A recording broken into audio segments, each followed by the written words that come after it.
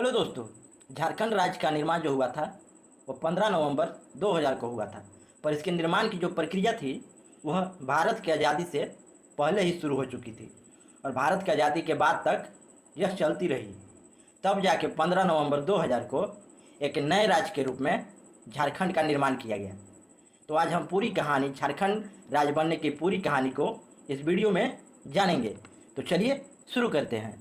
1764 का समय था। उस समय बक्सर का युद्ध होता है जिसमें अंग्रेज की विजय होती है और उन्हें बंगाल, बिहार और उड़ीसा की जो है दीवानी उन्हें मिल जाती है, जिसमें वो उन्हें टैक्स वसूलने का अधिकार हो जाता है।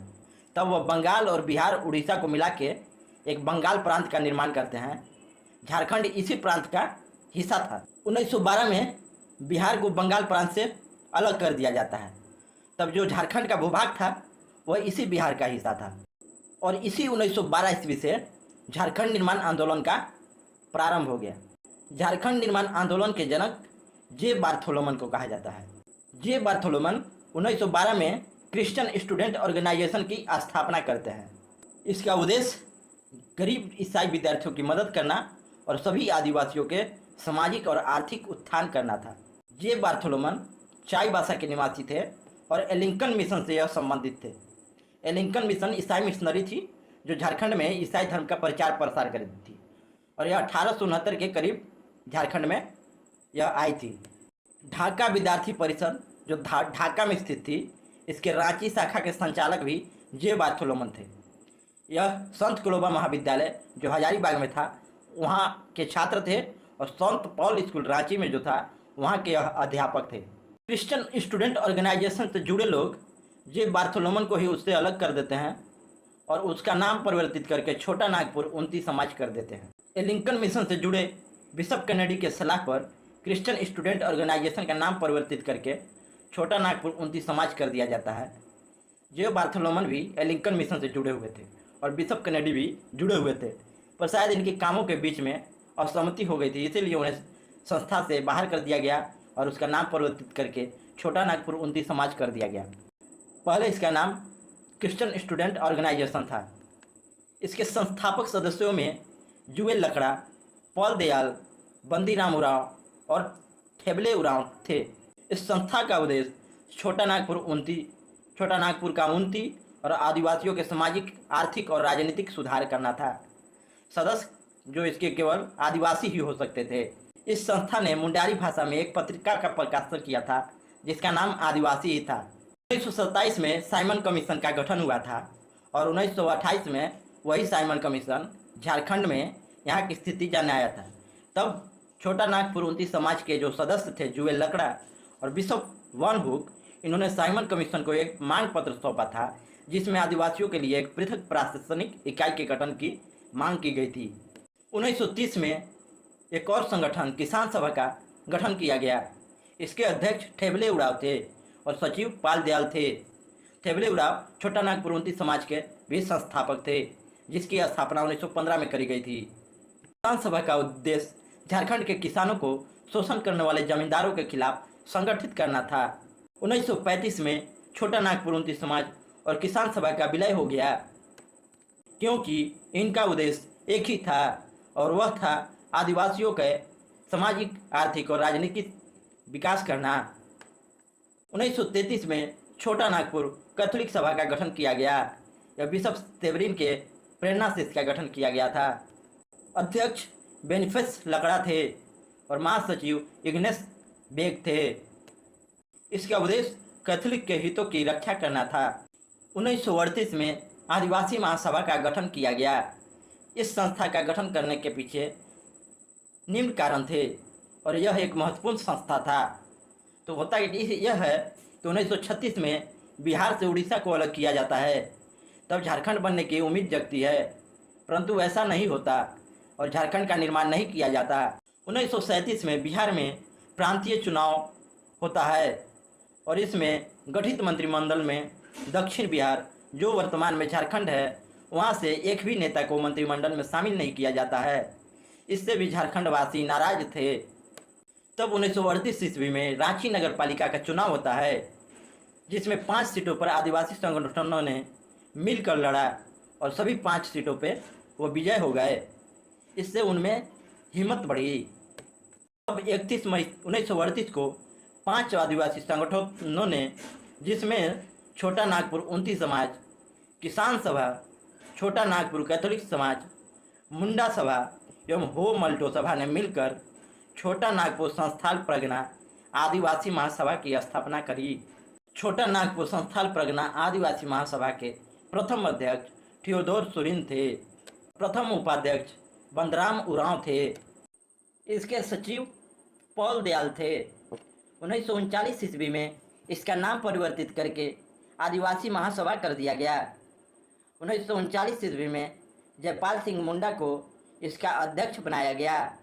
जयपाल सिंह मुंडा झारखंड निर्माण आंदोलन में प्रमुख चेहरा थे और एक महत्वपूर्ण नेता थे। आदिवासियों के द्वारा जयपाल सिंह मुंडा को मरंड गोमके की उपाधि दी गई, जिसका अर्थ होता है बड़े गुरुजी। एक प्रस्ताव में छोटा नागपुर संस्थान प्रज्ञा के रूप में पृथक गवर्नर प्रांत का निर्माण करने का आग्रह किया और एन दीक्षित ने प्रस्ताव का अनुमोदन किया और प्रस्ताव को सर्वसम्मति से पारित कर दिया गया। 1939 ईस्वी में आदिवासी महासभा के मांग पर राय बहादुर सतीश चंद्र सिन्हा ने बिहार के विधानसभा में छोटा नागपुर संस्थान प्रज्ञा के गठन का प्रस्ताव को प्रस्तुत किया, पर उस समय के तत्कालीन मुख्यमंत्री श्री कृष्ण सिंह ने इसे अस्वीकृत कर दिया। तब आदिवासी महासभा ने रांची और सिंहभूम के जिला बोर्ड के चुनाव में कांग्रेस को पराजित कर देती है। रांची में वह 25 में से 16 सीटों पर जीतती है। 25 में से 22 सीटों पे आदिवासी महासभा जीत जाती है। से झारखंड को चोट लगती है और वह झारखंड में कम होते अपने दबदबा को जानने के लिए राजेंद्र प्रसाद को झारखंड भेजती है। राजेंद्र प्रसाद जयपाल सिंह से आदिवासियों के शिकायत को दूर करने हेतु एक सुझाव की मांग करते हैं, पर उन मांग पर कोई कार्रवाई नहीं की जाती। से नाराज आदिवासी महासभा द्वितीय विश्व युद्ध में कांग्रेस का साथ न देके अंग्रेजों का साथ देती है और जब कांग्रेस द्वितीय युद्ध के प्रारंभ होने के बाद इस्तीफा दे देते हैं, तब आदिवासी महासभा इस दिन को मुक्ति दिवस के रूप में मनाते हैं। द्वितीय विश्व युद्ध में आदिवासी महासभा ने ब्रिटेन का साथ दिया। इसे खुश होकर अंग्रेज ने जयपाल सिंह मुंडा को रांची का चीफ वार्डन तथा बाद में eastern command services selection board के सलाहकार बना देती है, जिसके बाद सुभाष चंद्र बोस ने जयपाल सिंह मुंडा को कांग्रेस का समर्थन करने की अपील करते हैं। 1940 ईस्वी में आदिवासी महासभा का तीसरा अधिवेशन रांची में आयोजित किया जाता है। जयपाल सिंह मुंडा ब्रिटिश सरकार के प्रति अपनी वफादारी जाहिर करते हैं और पृथक छोटा नागपुर संस्थान प्रज्ञा के गठन की मांग करते हैं और 1940 ईस्वी में आदिवासी महासभा के चौथे अधिवेशन में मुस्लिम लीग के नेताओं को आमंत्रित किया जाता है और यह सब इसलिए किया जा रहा है क्योंकि कांग्रेस झारखंड अलग एक झारखंड राज्य के निर्माण का समर्थन नहीं करती। 1942 ईस्वी में 5वें अधिवेशन में बंगाल के मुस्लिम नेताओं को भी बुलाया जाता है। 1943 में छठे अधिवेशन में जयपाल सिंह मुंडा जो हैं ब्रिटिश सरकार पे आदिवासियों के मांग को नज़रअंदाज करने का आरोप लगाते हैं और ब्रिटिश से कहते हैं कि अगर आप हमारी मांगों का नज़रअंदाज करते हैं तो आदिवासी महासभा को कांग्रेस में विलय कर दिया जाएगा, इससे अंग्रेजों को ही नुकसान होगा। 1944 ईस्वी में मुस्लिम लीग का एक नेता होता है जिसका नाम है रगीब एहसान। पूर्वी पाकिस्तान और छोटा नागपुर संस्थान प्रज्ञा को मिला के बंगे इस्लाम नाम का एक अलग परिसंघ बनाने का सुझाव देता है। 1946 ईस्वी में रांची में झारखंड और छोटा नागपुर पाकिस्तान कॉन्फ्रेंस का आयोजन किया जाता है, जिसमें मुस्लिम लीग के कई प्रमुख नेताओं ने संबोधित करते हैं और यह सब कुछ इसलिए हो रहा है कि उन्हें बहुत जो जयपाल सिंह मुंडा से प्यार है इसलिए नहीं, या आदिवासियों के वो भला चाहते हैं इसलिए नहीं ये कर रहे हैं। ये सिर्फ इसलिए कर रहे हैं कि झारखंड के जो संपूर्ण खनिज संपदा है उसे पाकिस्तान में मिला के एक अलग देश बना दिया जाएगा और उस पर अधिकार कर लिया जाएगा, जिसे बाद में जयपाल सिंह मुंडा को भी एहसास होता है। 1946 ईस्वी में संसदीय चुनाव में आदिवासी महासभा भाग लेती है तथा 3 सीटों पर विजय प्राप्त करती है और संसदीय चुनाव में 3 सीटें जीत जाना ये बड़ी बात थी एक नए पार्टी के लिए। इस चुनाव में आदिवासी महासभा के कार्यकर्ता और कांग्रेस के कार्यकर्ता के बीच एक हिंसक झड़प हो जाती है, जिसमें 5 आदिवासी महासभा के सदस्य मारे जाते हैं। 1946 ईस्वी में मुस्लिम लीग के सहयोग से जयपाल सिंह मुंडा संविधान सभा के सदस्य चुन लिए जाते हैं और छोटा नागपुर के आदिवासी नेता के रूप में प्रतिनिधित्व करते हैं। मुस्लिम लीग द्वारा प्रत्यक्ष कार्रवाई दिवस के रूप के बाद जयपाल सिंह मुंडा मुस्लिम लीग से संबंध तोड़ लेते हैं। प्रत्यक्ष कार्रवाई दिवस जो है बंगाल में शुरू होता है। इसमें बहुत सारे हिंदू मुस्लिम मारे जाते हैं, एक दंगा का रूप लेता है और यह सब इसलिए किया गया था ताकि वह इस्लामिक कंट्री पाकिस्तान का निर्माण कर सके। जयपाल सिंह मुंडा पाकिस्तान के निर्माण का विरोध किया, पर उन्होंने यह भी निश्चित किया कि झारखंड राज्य निर्माण आंदोलन जारी रखा जाएगा। सरदार पटेल की अध्यक्षता वाली अल्पसंख्यक और आदिवासी के लिए गठित समिति की आदिवासी उप समिति में सदस्य बनाया गया। अध्यक्ष A.V. ठक्कर थे। आज़ादी के बाद आदिवासी महासभा का पहला अधिवेशन रांची में आयोजित किया गया, जिसकी अध्यक्षता जयपाल सिंह ने की और इसमें खरसावां गोलीकांड के लिए उड़ीसा सरकार को दोषी माना गया। तो हम आगे देखेंगे कि खरसावां गोलीकांड क्या था। सरायकेला और खरसावां छोटा नागपुर और संस्थान परगना का एक हिस्सा था, जिसे 1 जनवरी 1948 को उड़ीसा में मिलाने की घोषणा की गई, जिसके बाद विरोध प्रारंभ हो गया।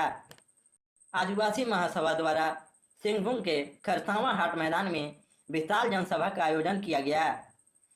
यहाँ खूब नारे लगाए गए, झारखंड अबुआ, उड़ीसा जारी कबुआ, ऐसे नारे लगाए गए। उड़ीसा पुलिस ने भीड़ को कंट्रोल करने के लिए उन पर गोलियां चला दी। इससे 100 से अधिक लोग मारे गए, 400 से अधिक लोग घायल हो गए। भारत सरकार ने सरायकेला और खरसावां को उड़ीसा में विलय के प्रस्ताव को खारिज कर दिया गया, पर खरसावां गोलीकांड को आज़ाद भारत में जालियांवाला बाग हत्याकांड से तुलना किया जाता है और इसकी तुलना सर्वप्रथम राम मनोहर लोहिया ने करी थी। दोस्तों, आज के वीडियो में इतना ही। इसका एक नेक्स्ट पार्ट भी आएगा, जिसमें झारखंड मुक्ति मोर्चा झारखंड पार्टी के योगदान के बारे में बताया जाएगा। तो अगर वीडियो पसंद आया होगा तो वीडियो को लाइक करिए और हमारे चैनल को सब्सक्राइब करिए दोस्तों।